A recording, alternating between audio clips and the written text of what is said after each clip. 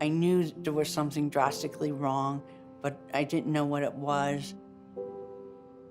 There were just things that started changing, but I always adapted and kept going. Soon after, I was diagnosed with Sjogren's, which is an autoimmune disorder. It can do a lot of different things. In my case, it gave me rheumatoid arthritis, and it's in my neurological system. Years later, they figured out I had meningioma, a rather large one, and it was about a 10.5-hour surgery at Hopkins to get that out. I had this huge scar, and they told me I must have my hair washed every day.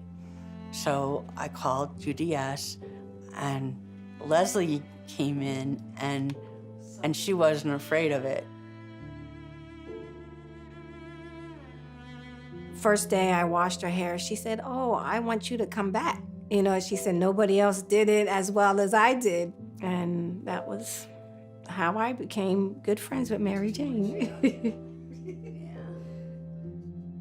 As the time went on with the progression of her Sjogren's and everything, it was harder for her to get around. So I was here to help her through that. If I wouldn't have Leslie, I would not be here. She literally saved my life. I had gallbladder surgery, and after I got home, I became ill. I noticed she was shaking, and I said, you know, "Mary Jane, what's wrong?" And she said, "Oh, I'm just cold." And I'm like, "No, you're not cold, because Mary Jane likes cold." I said, "No, there's something more to it." So I knew, you know, that there was something wrong, and I had to take charge of it. So I called the ambulance, and thank God for that, because her life was saved that day. The doctor came in and told me that if I would have gotten there a few minutes later, I would have been dead. So she truly saved my life.